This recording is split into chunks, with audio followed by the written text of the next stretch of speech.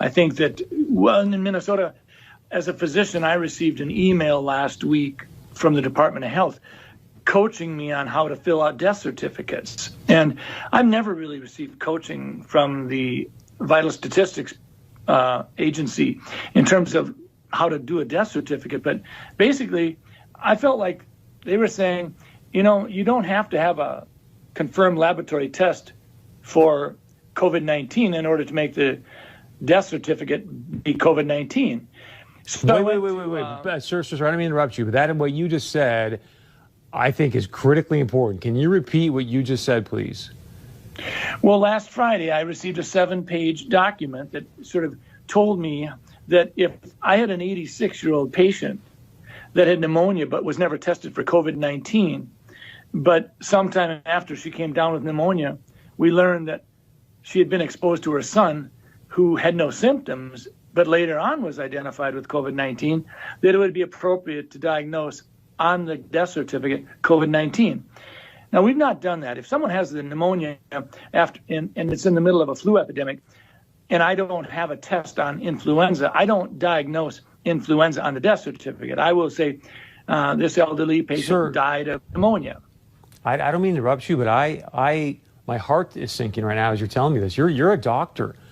Why in the world would they be sending you out information to fill out death certificates, whether the person's been diagnosed with COVID-19 or not, but then to say in the death certificate this person's death was caused by COVID-19? That does not sound right to me.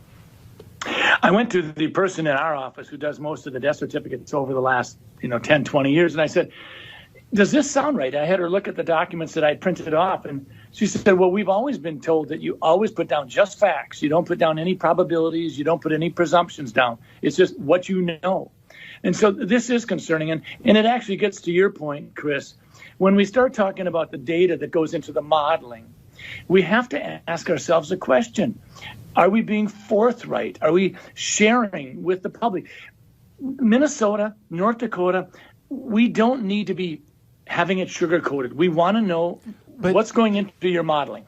So with that being said, why would they want to skew the number of deaths due to COVID-19? Well, fear is a great way to control people, and I worry about that. I worry that sometimes we're so darn interested in just jazzing up the fear factor that, sometimes people's ability to think for themselves is paralyzed if they're frightened enough. And that's not where I want people to be. I want people to say, we're going to get through this. I'm going to use my head. I'm going to go to different sources. I'm going to listen to different sources. And I'm going to think for myself, because that's what America's about.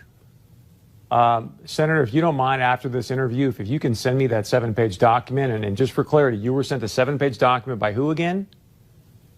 The Department of Health. Department of Health saying, hey, fill this out, whether they test positive for COVID. That is stunning.